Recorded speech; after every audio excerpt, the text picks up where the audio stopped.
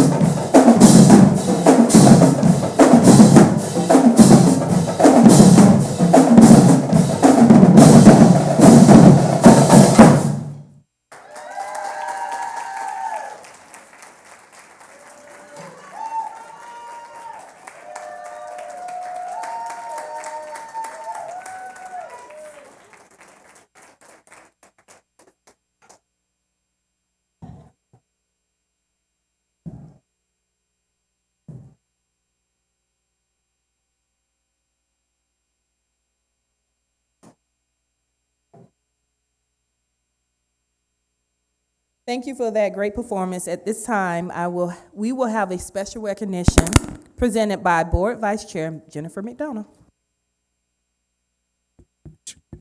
It's hard to follow the drum line. I know that for sure.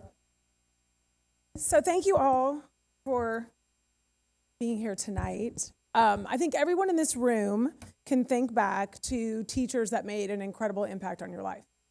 We all have our favorite teachers. I can take it all the way back to elementary school. And so I think it's so awesome to be a parent of North Atlanta student where you also get to interact and get to know so many incredible teachers and leaders. So tonight, it is my honor to recognize one of the most incredible women I have met at North Atlanta, Jennifer Page. So Jennifer Page, I would like you to come up here with me while I talk about you with everybody.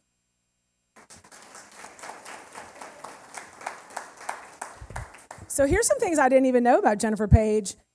So she's from Mississippi. She went to LaFleur County High School, where she was LaFleur's in the Hall of Fame. She was Miss LaFleur County High School. She has 2 degrees undergrad. She was Miss Alcorn State University, because she's gorgeous, right? Like, I knew that already, but I didn't know she had all these, like, proven accolades. She is also working on her doctorate right now when she's skipping class to be with us, which is great. She's been in education for 22 years, and I know her from North Atlanta. I met her when my son was a freshman.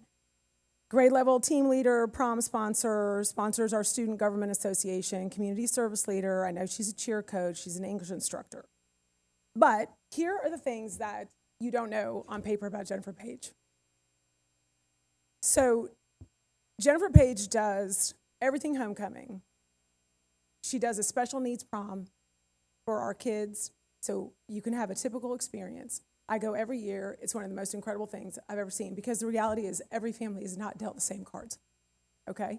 But you want your kids to have all the same experiences that our kids have, and Jennifer's doing that at North Atlanta.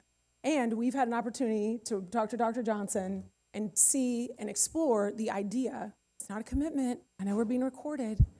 It's not a commitment yet to expand that to include other high school students from across the district. Yes, Jennifer Page has been advocating for this for the last 3 years, and thank goodness Dr. Johnson's here, because Dr. Johnson heard the request, and then now we're exploring, what are the nuances to make something like that happen. The other incredible thing about Jennifer is she does all things prom.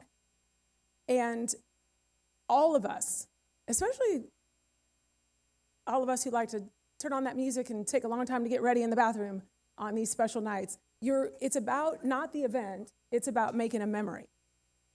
And prom can be tricky for some kids who are dealing with financial challenges. So on top of everything that Jennifer does, and is so nice to everyone and calls the kids her angels and her babies, she's so sweet, to every single person. She does a prom expo at North Atlanta, and she spends months accumulating dresses and accessories and things for girls, so every girl that wants to go to prom can come in that room with dignity and honor and be a part of something so that they also can have an incredible memory. And I just think it takes a person with a heart that is as big as Texas, or Mississippi, I guess, because that's really where you're from. I think that is so incredibly special. I mean, I've loved you since I met you, and I don't even go to prom anymore.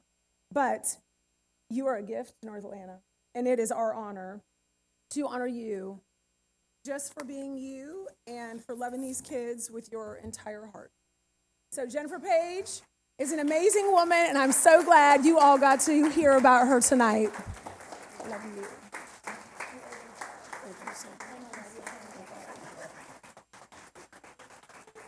And I only got a little emotional, so that's good. So we would love to take a picture with you, and you can hold this gorgeous thing. And then we'll give you your box before you go. Thank you all for celebrating Jennifer Page with me.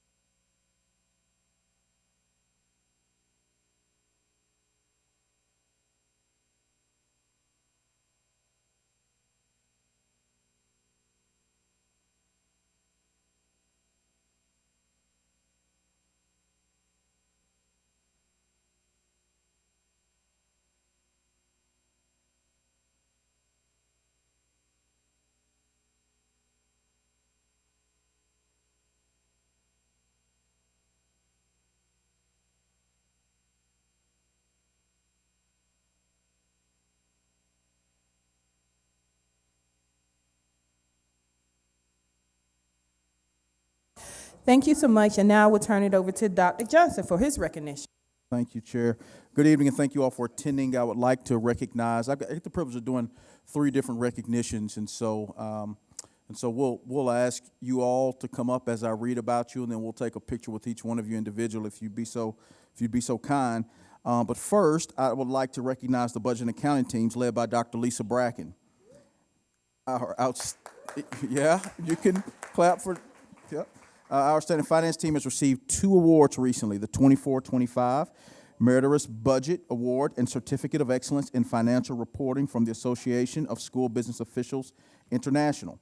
These recognitions testify to your commitment to transparency, sound fiscal management, strong budgetary policies, and high-quality financial reporting. Thank you and congratulations on your great work. So if the budget team will come up and we'll get a picture with, or did they designate you by yourself? Okay, so come on up, Dr. Lisa Bracken, come on up. And then, absolutely, then we'd also like to recognize Miss Saina Ali Jackson, who is our homeless liaison. Miss Ali Jackson was named the Georgia Department of Education's 2023-2024 Georgia McKinney-Vento Program Liaison of the Year. She will represent the state in the national competition in November. Congratulations, Miss Ali Jackson. So you please come on up so we can lay eyes on you and celebrate you as well. And then thirdly, I have the privilege of recognizing Dr. Valencia Hildreth, who has been selected to serve as a panelist for the White House Challenge, Saving Lives from Overdose. She will discuss Atlanta Public Schools' role in the White House Challenge initiative and represent other school districts nationwide. Congratulations, Dr. Hildreth. I know that you will represent APS well. So if you'd come up, we'd love to recognize you as well. Oh, shoot. Well, I know she's representing us well, so we're going to get a couple of pictures. But congratulations to these 3 groups of individuals and groups on tremendous achievements in representing APS so very well. Congratulations.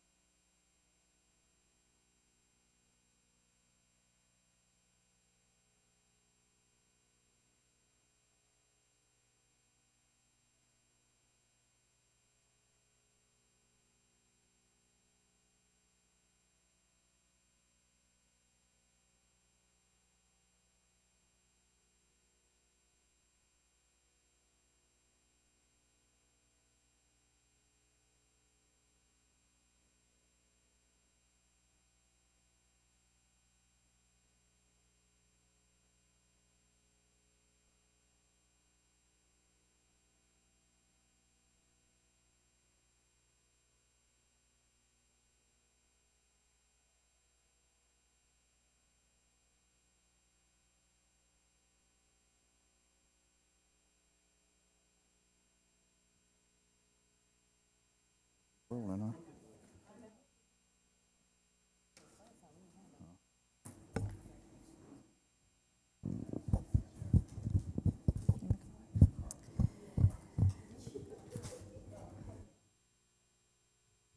Good evening and welcome to the public comment portion of tonight's agenda. In just a few moments, the board will begin hearing from those who properly signed up to speak by 5:50 p.m. Those who have properly signed up will have received an email confirmation. The board welcomes your comments, but before we get started, please take note of the following guidelines on how public comment is conducted. The board has allocated 1 hour for public comment, and each speaker will only be allowed to speak once for a total of 2 minutes. The board may elect to hear community comments in any order or sequence consistent with board policy and is not limited by the order of the sign-up sheets. All speakers presenting highly detailed information are asked to put their comments in writing and submit them via our Let's Talk platform under the topic Board of Education. In order to maintain meeting decorum, follow appropriate protocols, protect the confidentiality of students, and ensure impartiality, the board will not hear comments on matters involving individual students, parents, or the character, professional competence, or the physical or mental health of any individual.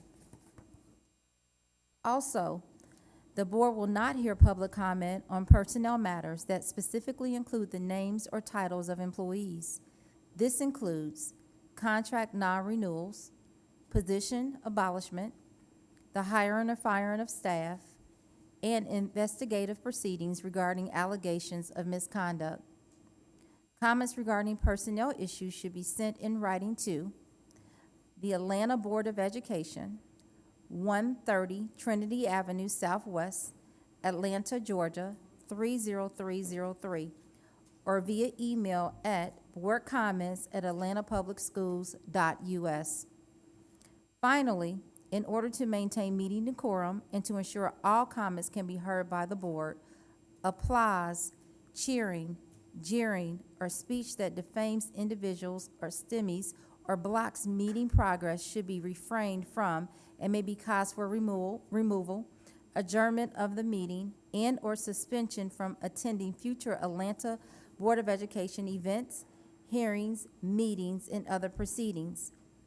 If any individual disrupts the meeting, the board chair or designee board member will issue a warning to cease the disruptive behavior.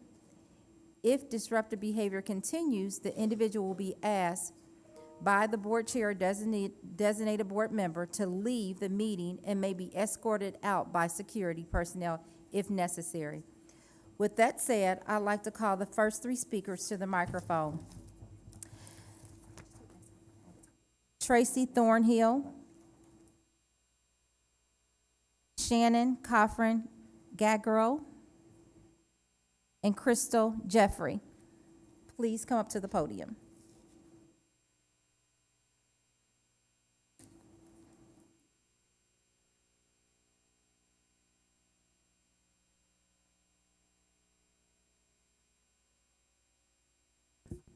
Good evening, members of the board. My name is Tracy Thornhill. I'm the Executive Director of ASME Local 1644. I've learned that it's best not to speak or act when you're angry. And he that causes the anger should be thanked. You see, my mama was a cafeteria worker. So I tend to have a special place in my heart for cafeteria workers. I grew up in ASME 25 years with Miss Yolanda Jackson. She's been a light within the APS Nutrition Department for 25 years. I'm here tonight to reassure her that she is not alone. While my mama taught me to say prayers and be kind, my daddy taught me to square off against the bullies in the playground. We will have a lot to say in the coming weeks and months. I know that the bully that was secretly hired to lead the APS Nutrition Department thinks he is the smartest person in the room, but he will not ambush Yolanda. Tonight, I am Yolanda. Thank you, Mr. Thornhill. Can we have Shannon Gagaro? Your 2 minutes have begun. Oh, thank you, Dr. Johnson and board members. My name is Shannon Coffrin-Gajero, and I have a child at Virginia Highland Elementary and D.T. Howard. I've tried to make headway with board members around gun safety for over 2 years. and not made much progress until Ken Zeff was elected. Thank you, Representative Zeff, for your proactiveness and partnership, and thank you, Katie Howard, for your support. I also want to thank you, Dr. Johnson, for your recent communication that included the importance of safe storage, and I thank the board for passing a safe storage resolution in 2021. Today, I'm here representing a group of over 170 APS parents and caregivers who believe we can and must do more when it comes to gun safety education and advocacy in our district.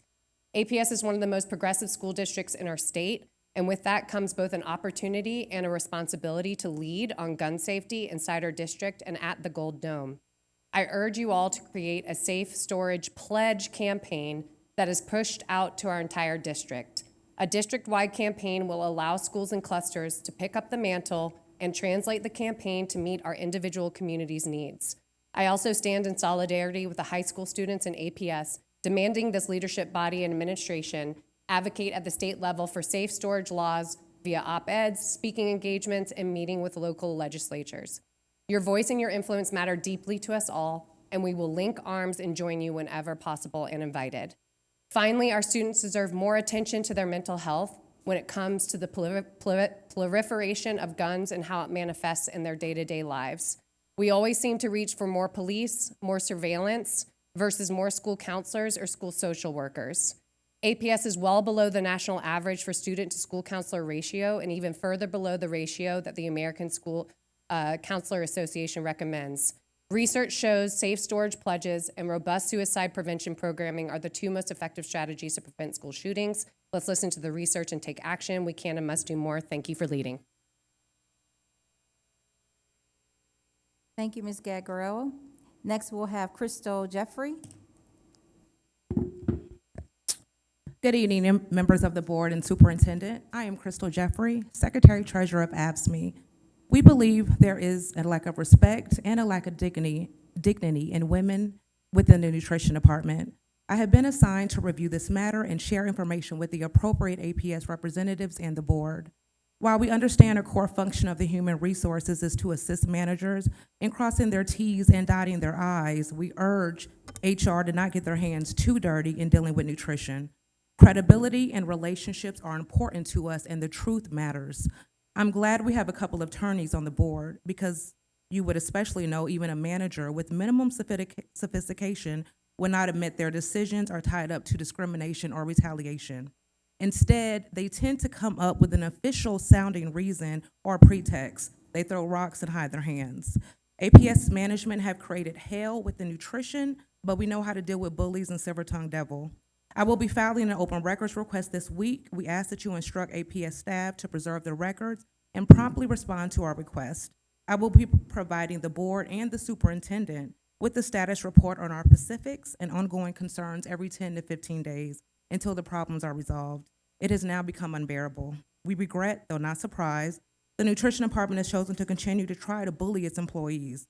The history of the person APS secretly chose to hire was well known and documented. This was predictable and unavoidable. Tonight, I am Yolanda. Thank you. Thank you, Ms. Jeffries. We will now go to Zoom. Megan Hawk.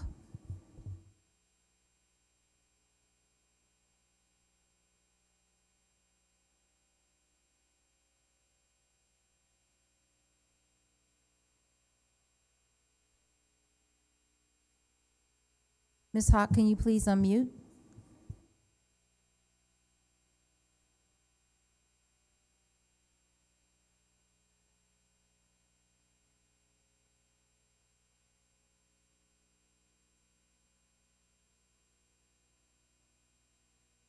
Ms. Hawk, we'll come back to you. Next, we'll have Alan Lee on Zoom. Please unmute.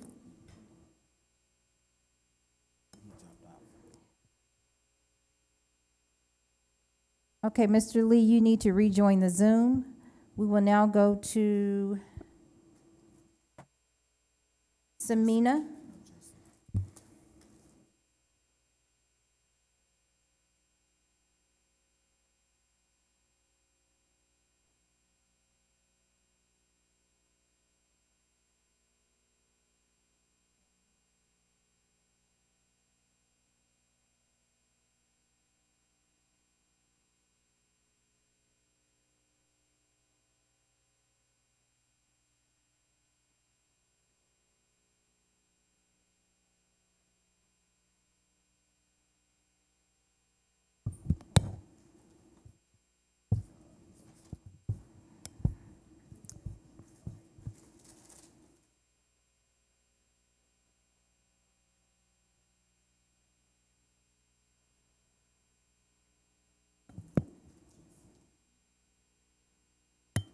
Ms. Hennigan, can you please unmute your line?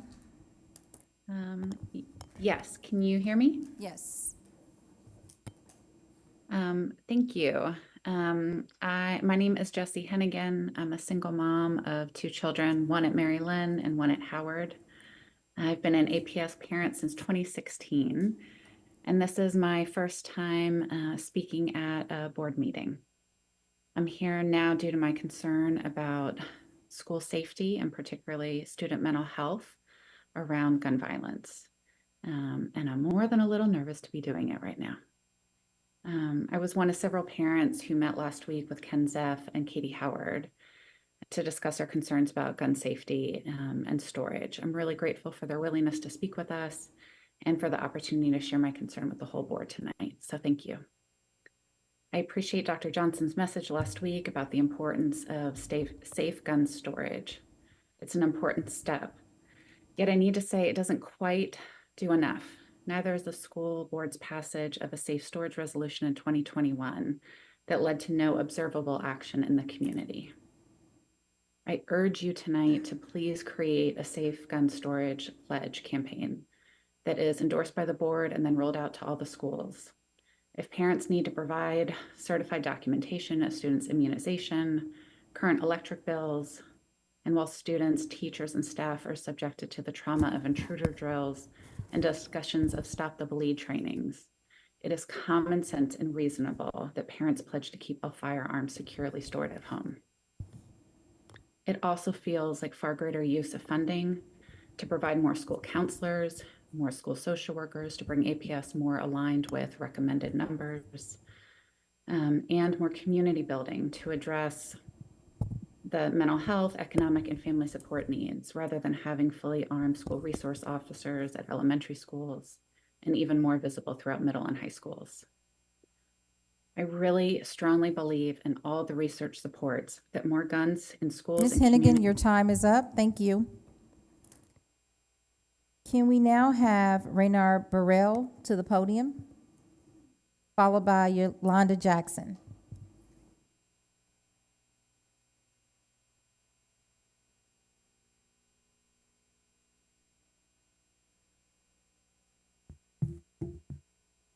Good evening, Chair, members of the board, and Superintendent.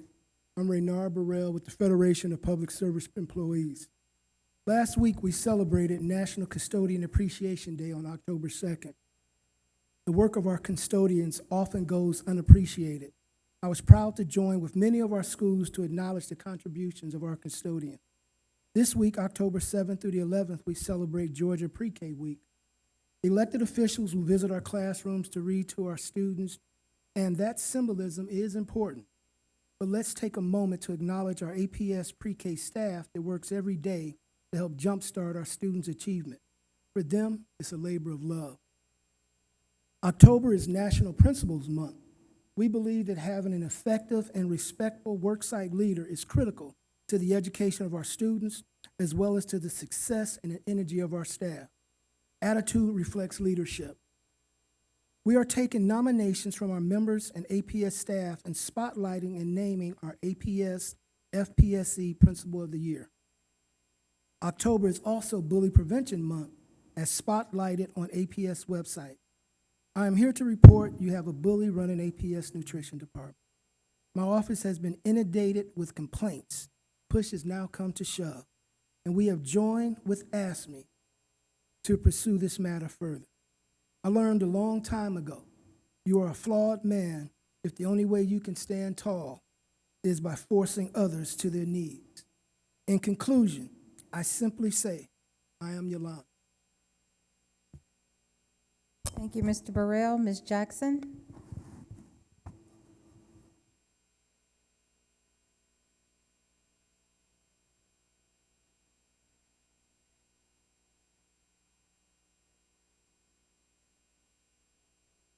Good evening. My name is Yolanda Jackson. I was a successful APS employee when APS contracted out the nutrition department over 2 decades ago. I have been a successful employer with all the vendors since. I was promoted and received above average performance evaluation over my entire career. I never gave up on bringing the nutrition department back to APS. I have always stood up for our students. My lifelong fight came true when the nutrition department was brought back in-house. But in my nightmare beginning when APS hired a person, I ain't gonna say the name, I was a leader complaining that B. Sadesco to turn of $250,000 when he tried to cheated the nutrition worker, and I led a march on his office over his retirement, his treatment of the worker. My story has not been told yet. I love my kids, students. I love my job. I love APS. Thank you. Thank you, Ms. Johnson. On Zoom, let's have Alan Lee. And please unmute your line.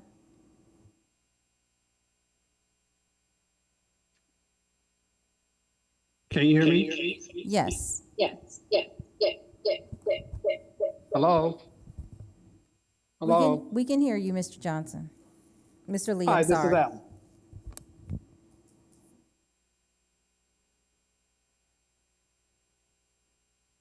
Mr. Lee, we can hear you. Proceed.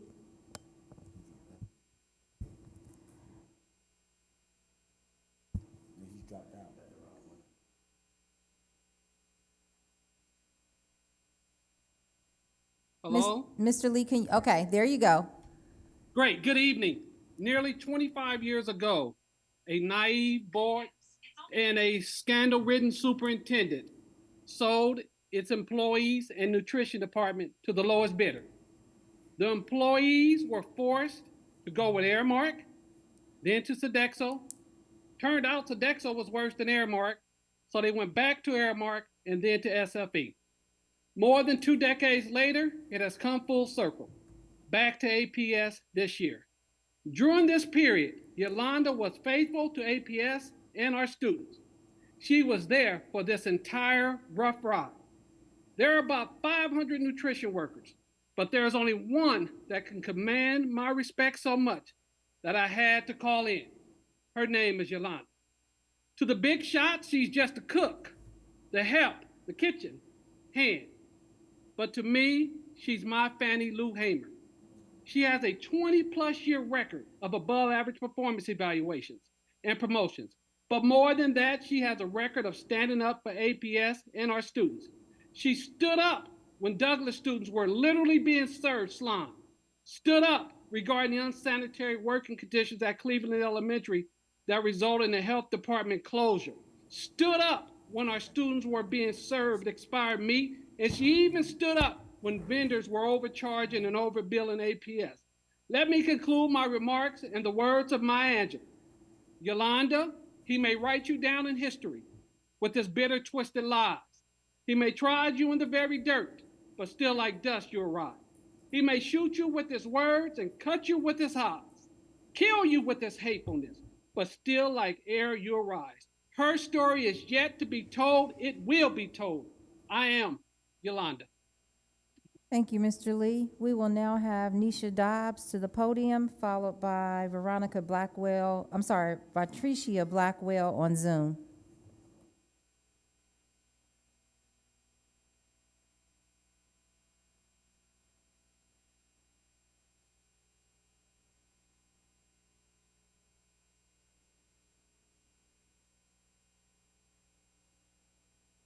Good evening, board, Dr. Johnson.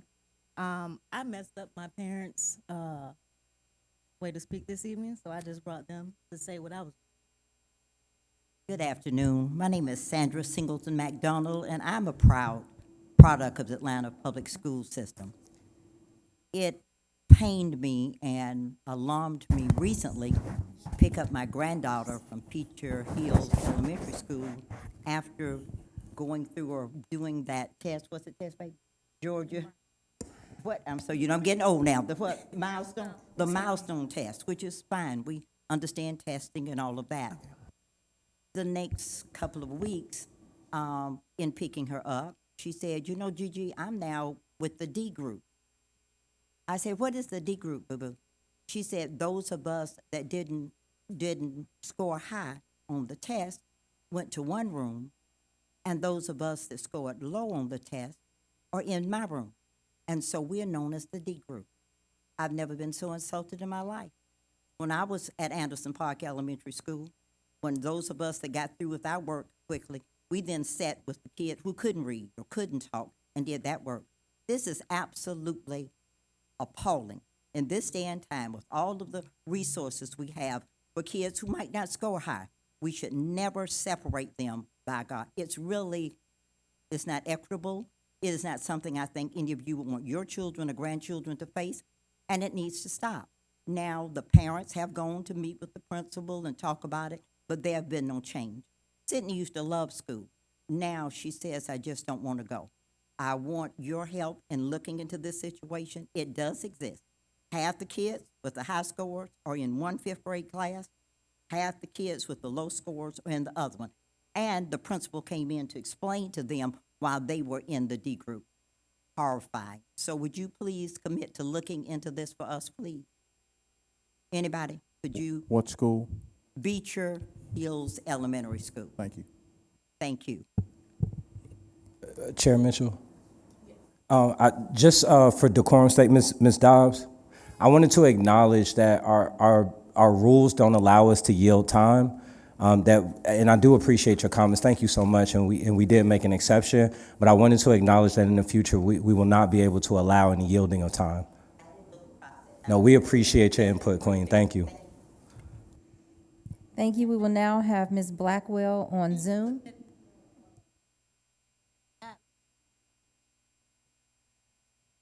It's out there. It's out there on the podium, ma'am. Ms. Blackwell on Zoom, please unmute your line.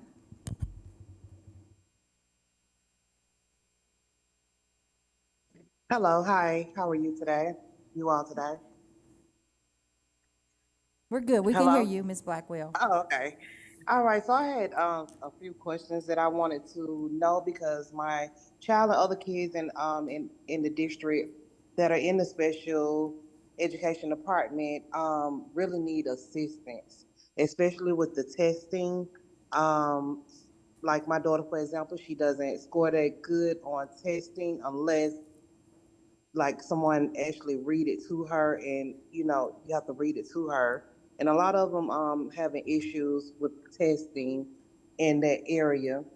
And and I also want to know, with the APS system, are they able to provide us with ABA therapists from the school system that can meet and observe our children during school hours? Also, I know I ran into the issue where I have to sign a release form to the school, releasing the school of any obligation for my child in order to have an outside ABA therapist to come in with my child. I was trying to get an ABA therapist that I can go through the school system and get. And how long does it take for speech therapy sessions to start once the child is signed up for it and approved for it with the school system, and it's also in their IEP as well?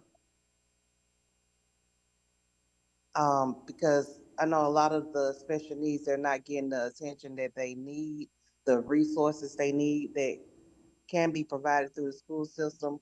I wanted to know, are they going to address that and make sure that the kids get what they need without going through a lot of a lot of junk? That's all that I have to say. I just want to make sure they focus more on the kids and making sure like the special needs children have what they need to Thank you for your succeed. comment, Ms. Blackwell. Can we now have Nathaniel Dyer, followed by John Davis, to the podium?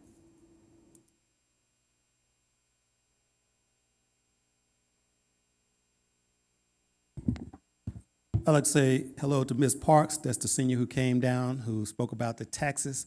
You know, you all are charging her close to $3,000 in taxes. She's retired and about 65 years old, and you're pretty much putting a cloud over her quality of life.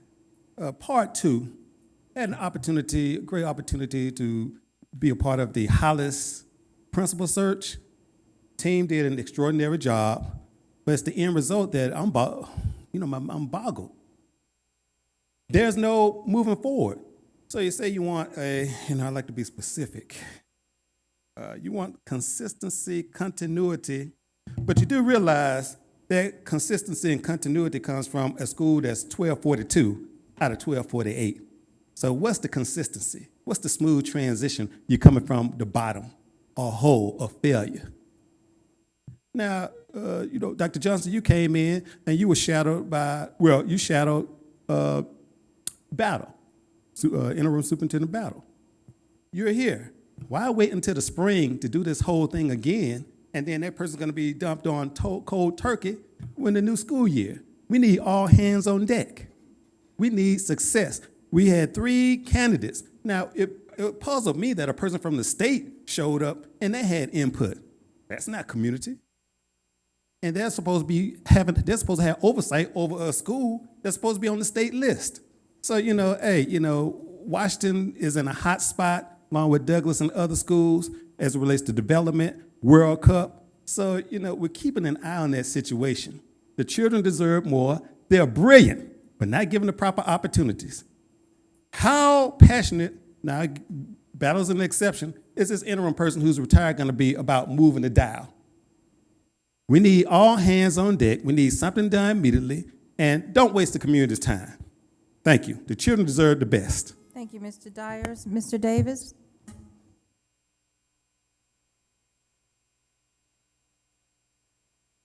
Good evening, board.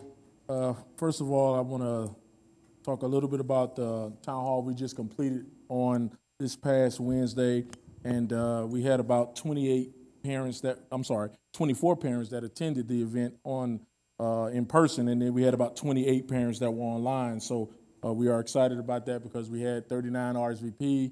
It's about a 71% turnout rate, and so in total we had about 56 total attendees. And the focus of that town hall was to actually highlight the findings from the audit. So I just want to make sure that's clear because the audit was done, but from Thrive's standpoint, we still feel like we need to keep the information out before the public and the community. And so that was the whole goal. And so I do want to thank board member Jessica Johnson. She was there. She did an outstanding job. And I want to thank Special Education Director Ann Durden. She was there, and she was able to answer the community's questions. She was able to provide some insights about what's coming next and some of the ongoing changes that Dr. Johnson has implemented. Also, I want to talk a little bit just quickly about the interactive community engagement because at Thrive, we feel that the best way for you to understand the community's expectation is to have that interactive engagement because this is an interactive engagement, of course, as you know. This is just one way of engagement, but that interactive engagement is excellent. And I want to commend Dr. Johnson on what he's doing with the Be a Part of the Plan because that provides that interactive engagement because there are a lot of things that are going on from what I'm listening to with the committee meetings that this stuff needs to be communicated effectively to the community. And the only way you're going to have that is through that interactive engagement. And so when you're doing that engagement, make sure, number one, that it's interactive. And that's when the board starts their engagement. Make sure it's transparent. You got to make sure that you're being transparent. You can't be secretive because if you're just telling us information and you're just trying to put it out there before you do it, but you already know what you're going to do, that's not engagement. And then it's got to be informative. So you can't be like, well, let me get back to you. I heard you. Let me think about that. It's got to be informative. So Thank you, Mr. guys. Davis. Can we have Megan Hauk on Zoom, followed by Kimberly Dukes? Hi, can you hear me? Yes. Okay, awesome. Well, hello, and thank you for your time. I'm Megan Hauk, and I'm a mom of a first grader at Virginia Highland Elementary School, as well as a toddler. I want to start by thanking the APS board for adopting the Safe Storage Resolution in 2021. I'd also like to acknowledge Superintendent Johnson's inclusion of a safe storage message within his APS-wide email last week. But I'm here today to request the APS board take specific action regarding gun safety in our community. Guns are the #1 killer of children in this country. A key component to preventing these unnecessary deaths is proper gun storage in the homes of legal owners. Since adopting the Safe Storage Resolution in 2021, The board has failed to take meaningful action on its contents. Without action, a resolution is simply words on a page. The board can and should do more. The APS community needs guidance and leadership in implementing a safe storage pledge across all of our schools, as well as a toolkit for school administrators to share information within their own schools on gun safety. With the board's backing and with a toolkit provided to them by the board, school administrators would be empowered to have frank, productive conversations.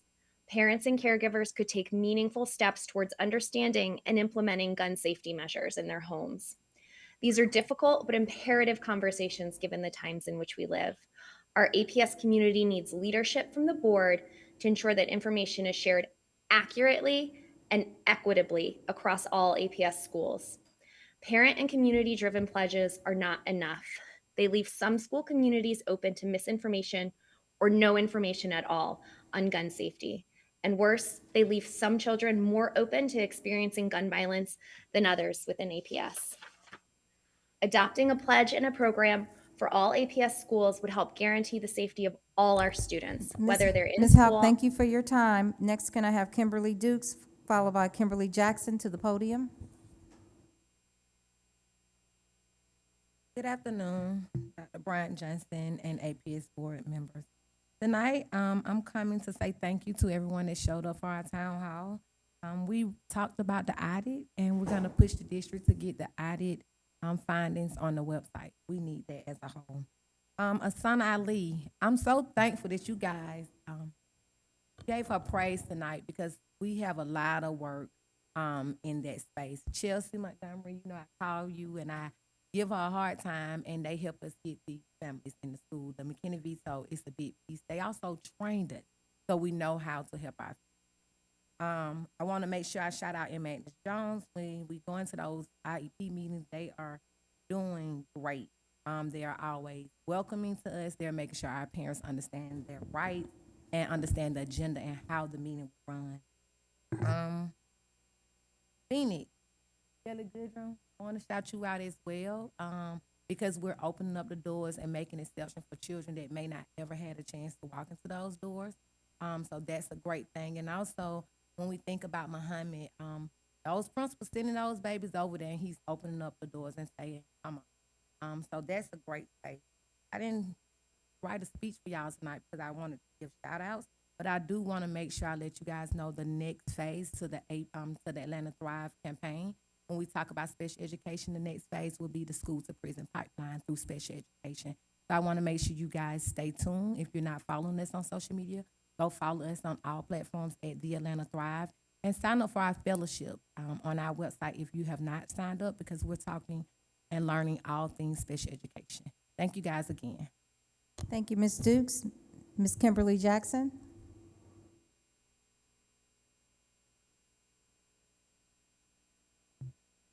Okay, good afternoon, board members, superintendent, and community partners. My name is Kimberly Jackson, and I am here representing KIPP Atlanta Schools as a parent. I want to start by thanking you for your ongoing support of our schools and broader Atlanta community. I'm a proud parent of a 9th grader at KIPP Atlanta Collegiate who has been attending KIPP since she was in kindergarten. Just a quick history of me as a parent volunteer. Starting from elementary level, I chaperoned on field trips, monitor hallways in the middle school, transported scholars that needed rides home in middle school. Currently at the high school, I'm a band mom. And today, as of today, I participated in a nonpartisan voter registration drive held at the school this morning, which allowed 60 scholars to register to vote. In addition, families and faculty staffs were able to update their voter registrations as well. In closing, I wanted to invite each of you to experience the firsthand and vibrant community at KIPP Collegiate High School. We're asking if you can please join us for a tour this Thursday, October the 10th at 9:30 a.m. And in addition, if you are available and have time, please come join us at our homecoming game on Saturday at Henderson Stadium against Tharrow High School, October the 12th at 2 p.m. Thank you. Thank you, Ms. Jackson. Can we now have Ebony Harris, followed by Rhonda Chin to the podium?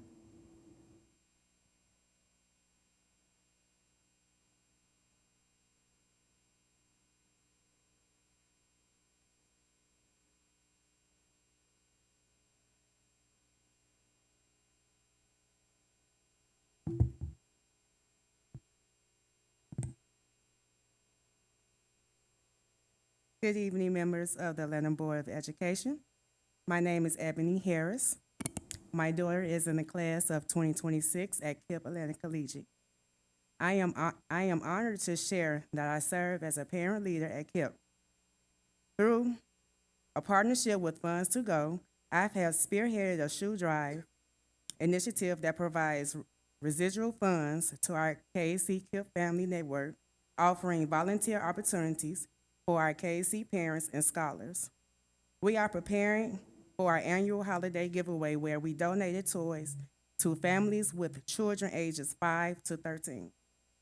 As a dedicated advocate for our scholars and families, I have witnessed firsthand the incredible impact of our school community has on preparing our young leaders for success. At KIPP Atlanta Collegiate High School, we believe in the power of collaboration between parents, educators, and the board to create an environment where every scholar can thrive. Our scholars not only excel academically, but they also develop the character and resilience needed to navigate their futures successfully. I would like to extend a warm invitation to each of you to tour KIPP Atlanta Collegiate High School on October 10th. This visit will provide an invaluable opportunity to see the innovative teaching and learning taking place, experience our amazing school culture, and hopefully afterwards schedule a meeting with the APS School Board and our KIPP Atlanta Schools Impact Team to discuss how we can work together to ensure every child in Atlanta receive the quality education they deserve. Thank you for your time, and I hope to welcome you to KIPP Atlanta Collegiate High School for our tour of our amazing school on October 10th at 9:30 a.m. The flyer and registration Thank you, for Ms. this Harris. event Your is time in your is up. mailboxes. Rhonda Chin, followed by Devon Robinson.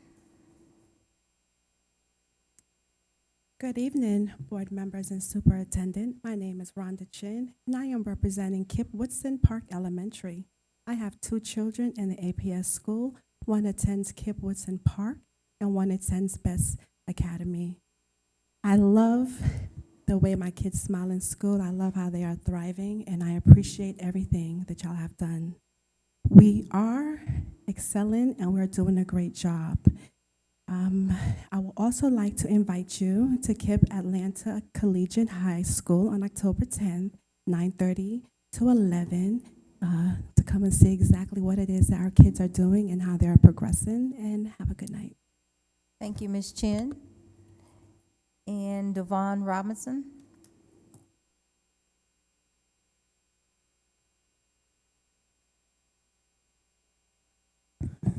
Evening, board. Madam Chair, Superintendent. I would like to come tonight to give a special shout out to Atlanta Thrive and Kim Dusel organization. I was very critical about it at first.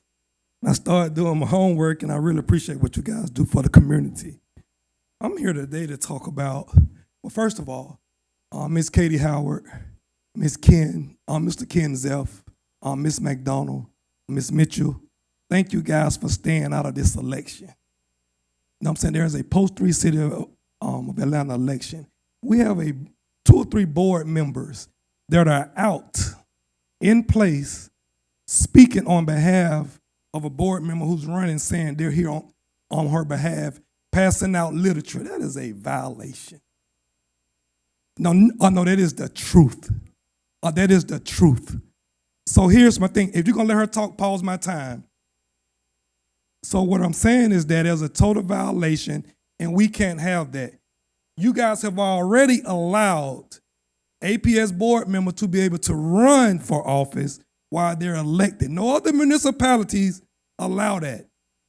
Now, when the Constitution of Georgia was created, I don't think the board member was in the establishment of being an elected board.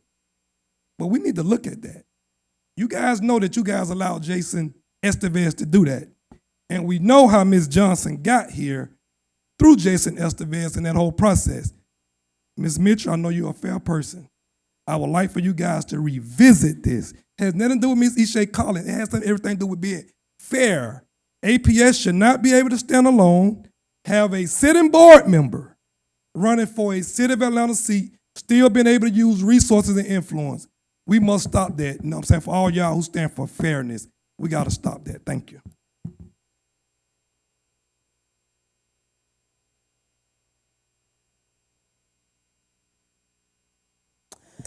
Thank you, community members, for speaking with us this evening. We always appreciate your feedback and your engagement with us. Now, we will hear the report out from conferences and committees.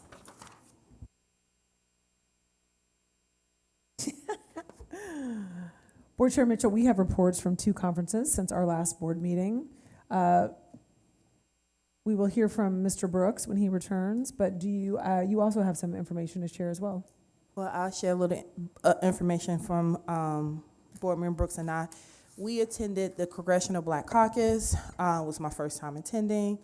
I sat in several workshops and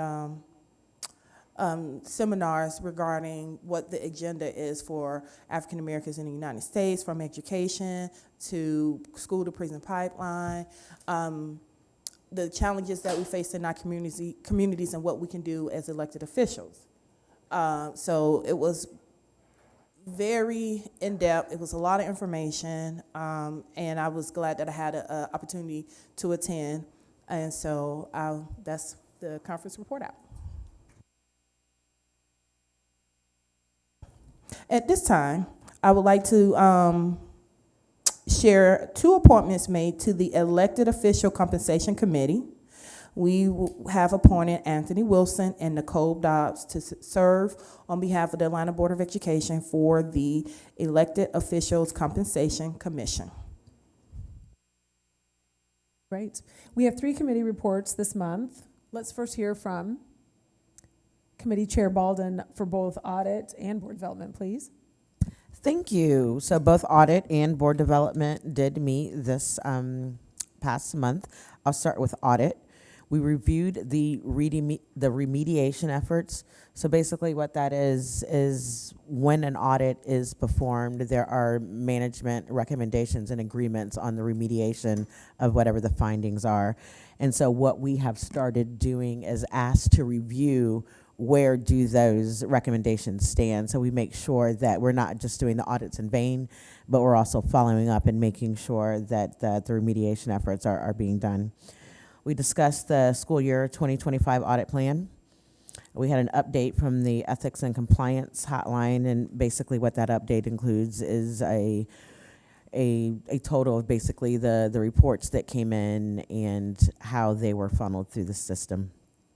We also discussed adding a charter and partner audit to the plan, and with that, we will be moving some things around to make space for that.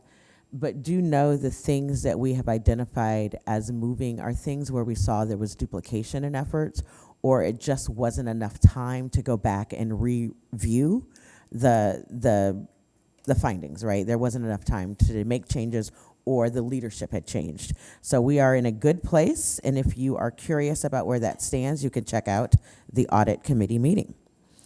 We also had a board development meeting, and this was incredibly exciting. We had our coach on board, and basically what she did is the board development committee is right now, it's a special committee. So we're having conversations about making us formal and really identifying what is the work specific to what the board development committee will do. One of the things that we are really excited about is really helping to move forward our governance work. And one of the big pieces that's in place now is engagement, and specifically board engagement with the community, so we can talk and understand what is the vision and what is the value, what are the values and what is the vision. And once we identify that, and the superintendent identifies where we are, so what is the reality of the space that we're in, then we can put together a strategic plan to get us there, as well as goals and guardrails to keep us focused.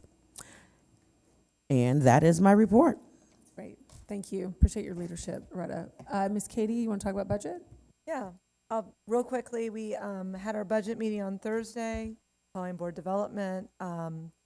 We went over the realities of the district right now. A lot of that was also covered in the budget update or financial update during this meeting, but I encourage people to go back and watch the budget meeting. We talked about, obviously, the information we're looking at, starting with $100 million gap going into the planning for the 2026 budget. And we really focused, yes, that is hard to look at and think about, but the opportunities that really brings us as a district, and really forcing us to make sure we're aligning our resources with our needs.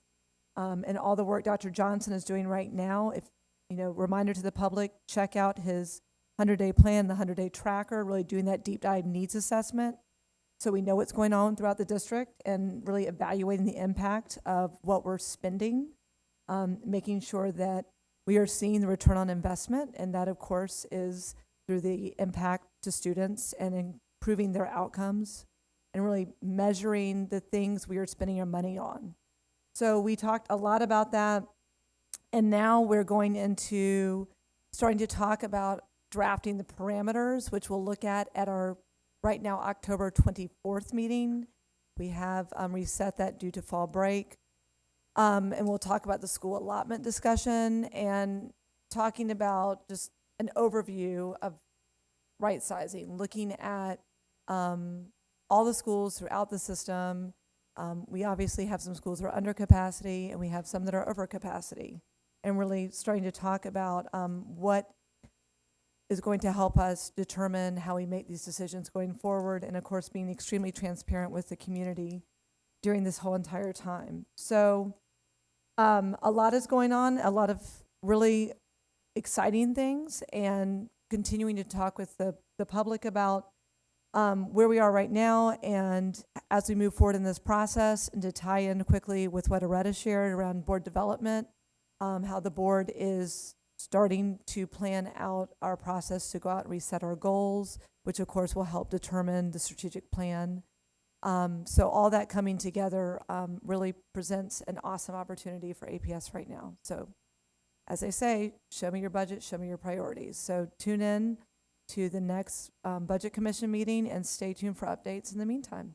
Thanks so much. Thank you so much, Katie.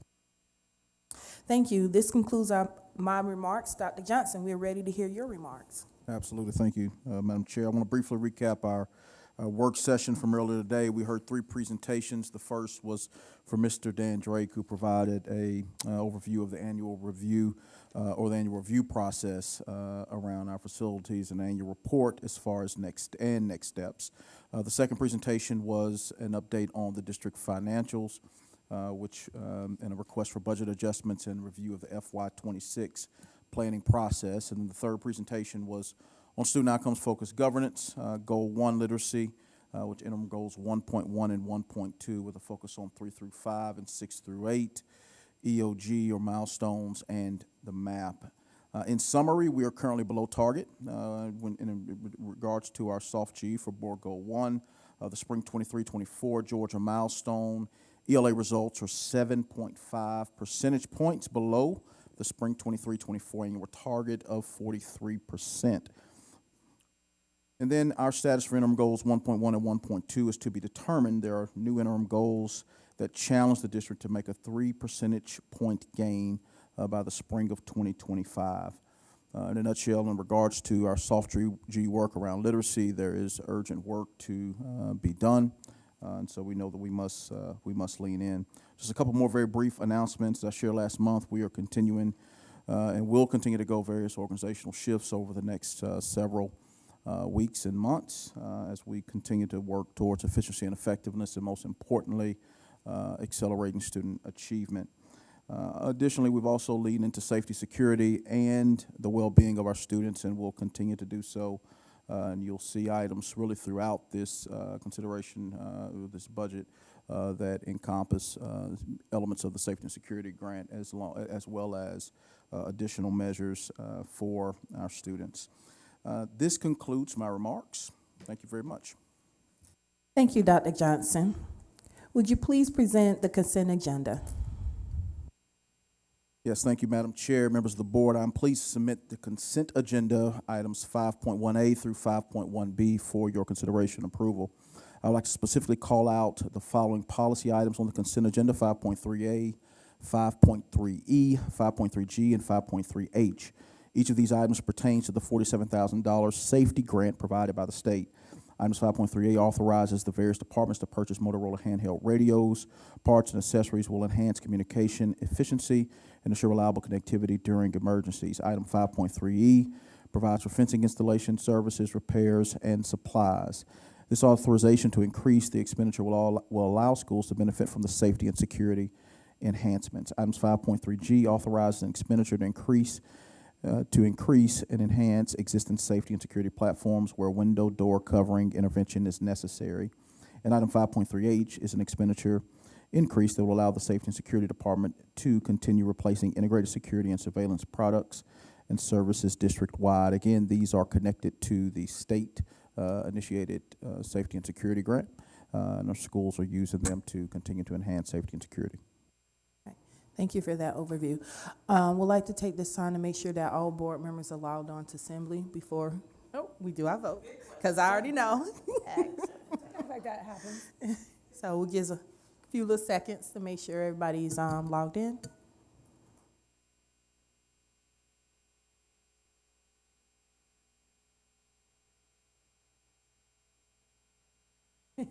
I know.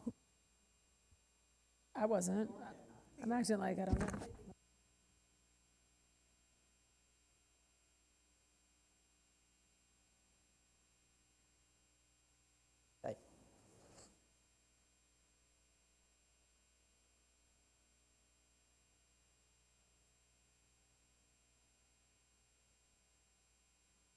Okay. Now, is there a motion to approve the consent agenda? So moved. Second. Moved by Vice Chair McDonald, second by Board Member Briscoe Brown.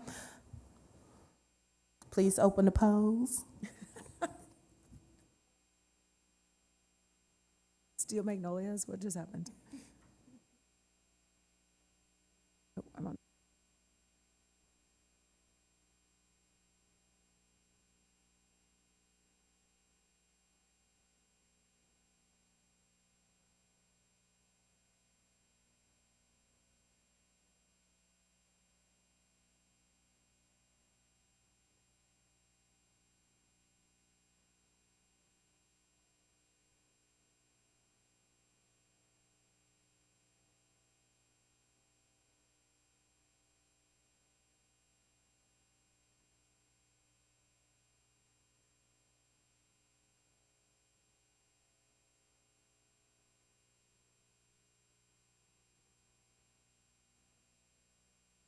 Is everybody good?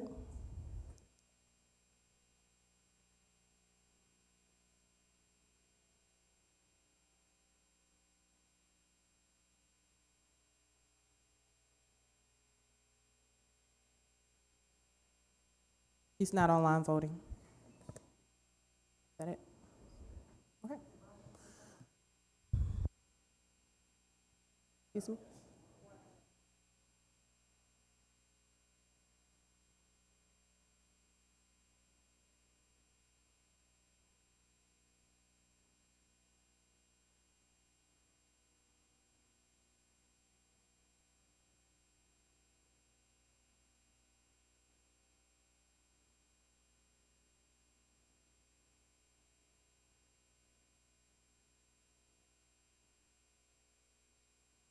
Thank you.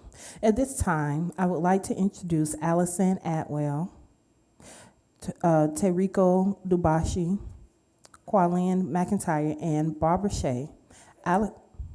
Allison Atwell serves as the new principal of Jackson Elementary.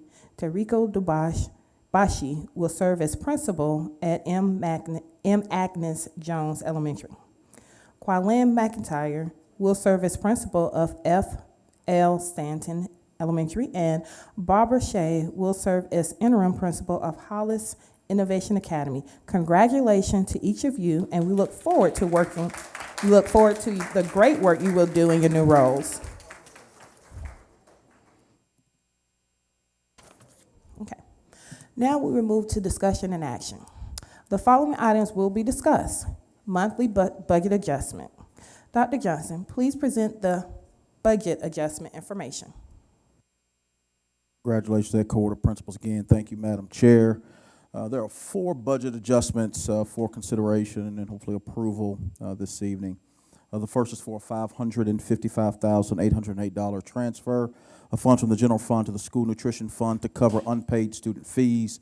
I think as noted and mentioned during our work session, this number is quite escalated. I think there are several factors that are combined within there. You had several years of CARES dollars which funded those expenditures. Additionally, prior to that, we had the historical ran for the last, 5 or 6 years. And we saw that this number was at least 1.5 times more than it was normally. When we look at the 24 and 25 years, it tracks quite a bit better. So we do hope this is an anomaly, anticipate this being an anomaly, but we know the number is significant. The attempt to collect the unpaid balances lasted for 1 full year.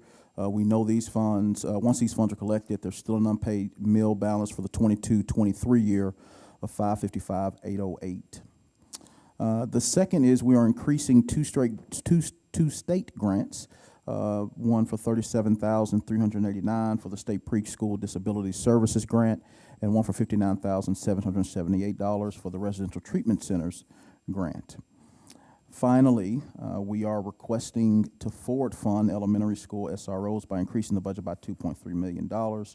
Throughout the course of the year, we will continue to identify efficiencies at the district office to offset these costs, and we'll bring an adjustment to restore funding sometime in the second half of the fiscal year. For point of clarity, we know that these hires will take a moment to fully get done. Additionally, for a point of clarity, we do not see safety and security in isolation from the well-being and need of our students. We recognize that the counselor to student ratio is 1 to 250. We recognize there is still opportunity to continue to accelerate. We understand and recognize that things like safe gun storage, et cetera, are vital strategies, and we want to pull every lever possible to ensure that our students are safe, secure, and are well. But we know that we're entering a season in which we must ensure that our schools are safe, and so we're asking for support of that. This concludes my comments. Is there a motion to approve the proposed budget adjustment for FY25? So moved. Second. Moved by Vice Chair McDonald, second by Board Member Briscoe-Brown.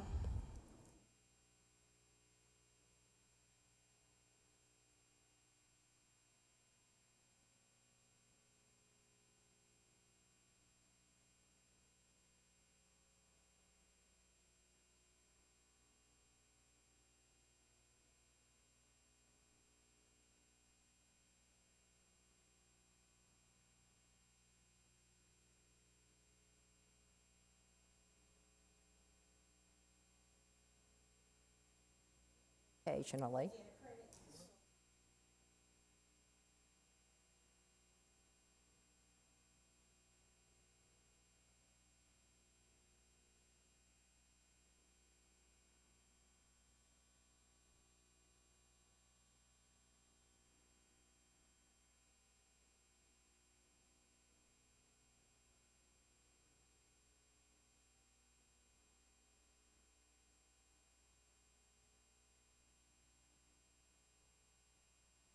Thank you.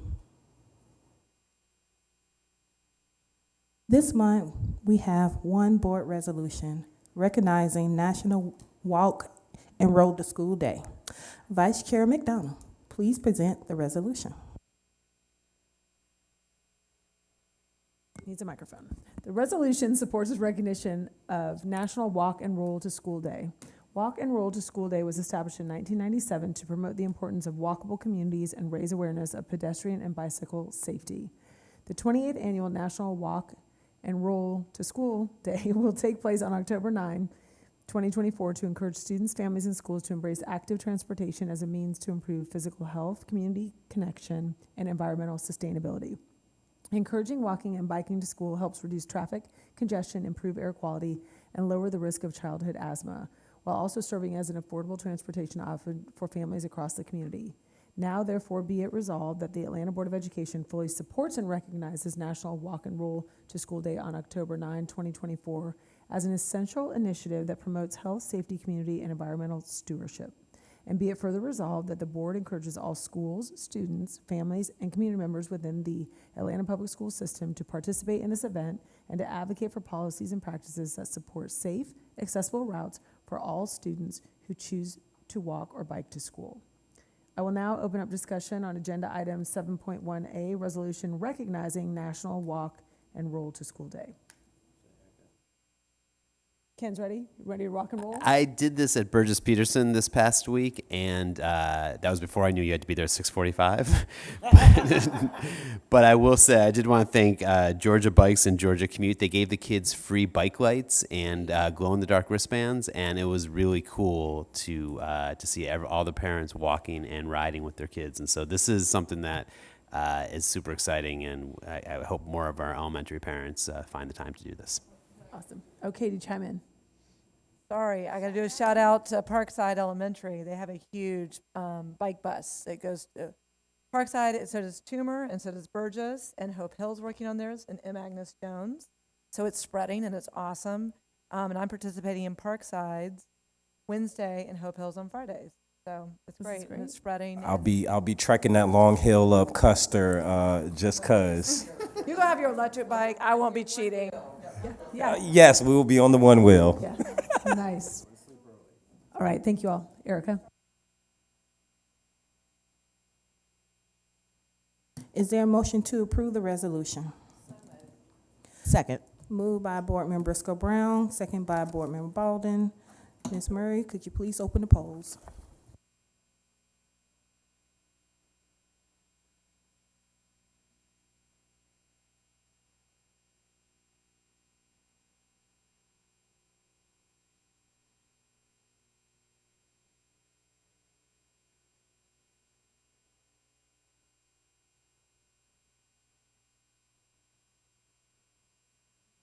Team. We are like less than 10 minutes from here.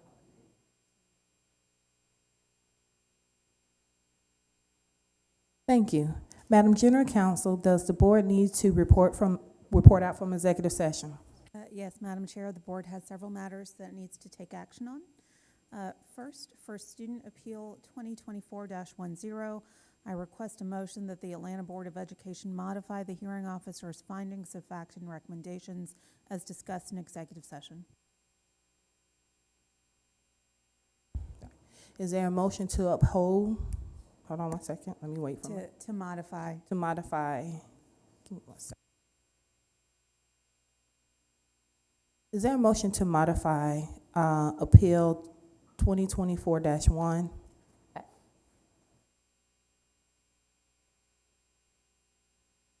I think it's -10.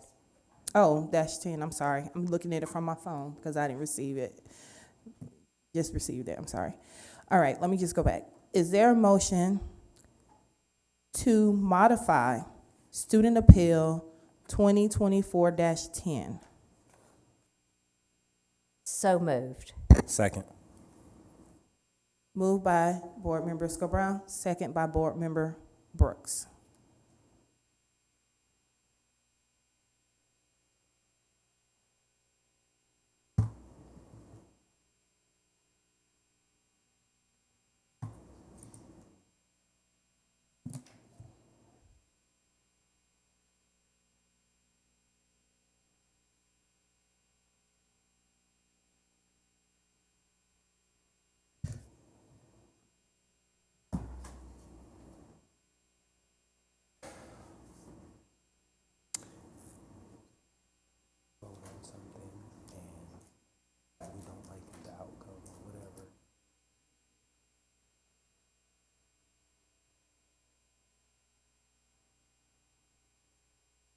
For Student Appeal 2024-11, I request a motion that the Atlanta Board of Education uphold the hearing officer's findings of fact and recommendations.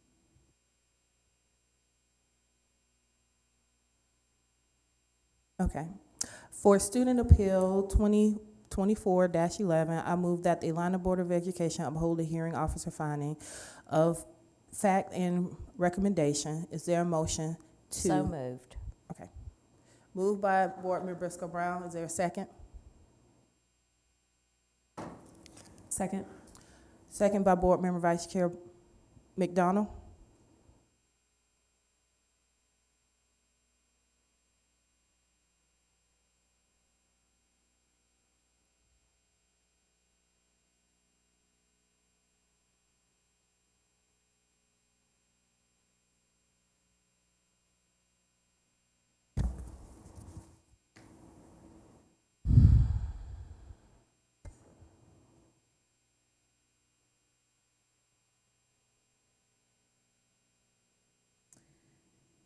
Now we have 3 personnel matters. In the matter of Ronald Dawson, I request a motion that the Atlanta Board of Education accept the tribunal's findings of fact and recommendations dated September 9th, 2024, to suspend Mr. Dawson for 3 days without pay. In the matter of Ronald Dawson, I move that the Atlanta Board of Education accept the tribunal findings on fact and recommendation dated September 9th, 2024, to suspend Mr. Dawson for 3 days without pay. Is there a motion? So moved. Moved by Board Member Briscoe Brown.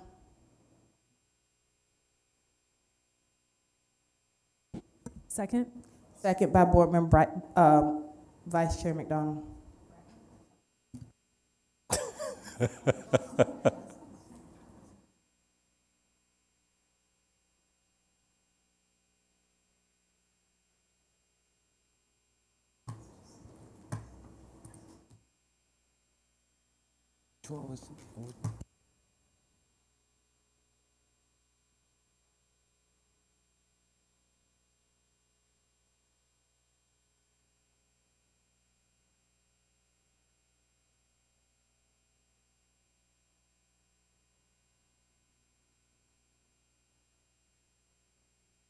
Next, in the matter of Christy Craig, I request a motion that the Atlanta Board of Education accept the tribunal's findings of facts and recommendations dated September 26, 2024, and terminate employment. Is there a motion in the matter of Christy Craig? Hold on. That the Atlanta Board of Education accept the tribunal findings of the fact and recommendation dated for September 26, 2024, to terminate her employment. So moved. Moved by Board Member Briscoe Brown. Second.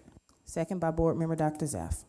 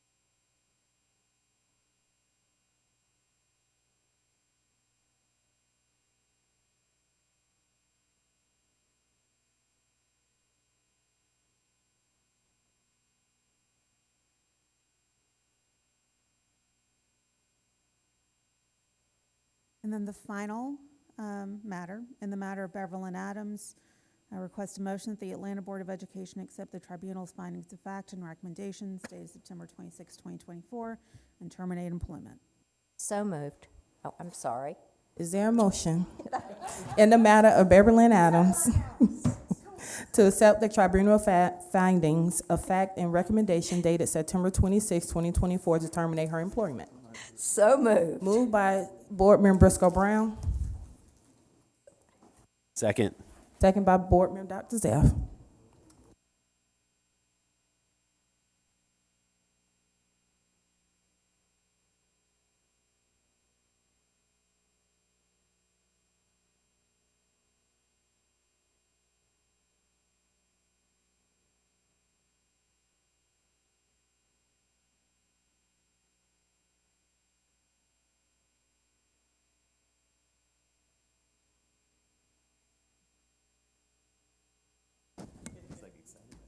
Mm-hmm. Mm-hmm.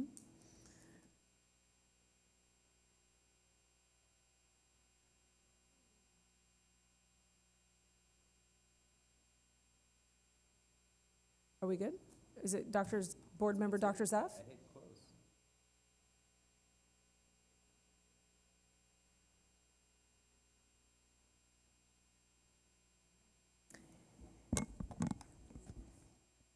There are a number of reports that the board publishes on the website. The board travel report is a monthly report that details district-funded travel for members of the board and the board office, including total year-to-date spending. Our detailed financial report is a monthly report that details revenue and expenditures of the consolidated general fund. The special revenue report provides information regarding the amended budget based on grant budget adjustments. And the construction report is a monthly report on active construction projects that are primarily funded by the voter-approved special purpose local option sales tax, also known as SPLOST. Each of these reports can be found under the information tab in Assembly. Thank you. Now we entertain a motion to adjourn the meeting. Is there Moved? Oh, sorry. moved by Board Member Vice Chair, second by Board Member Baldwin, meeting adjourned. Good night.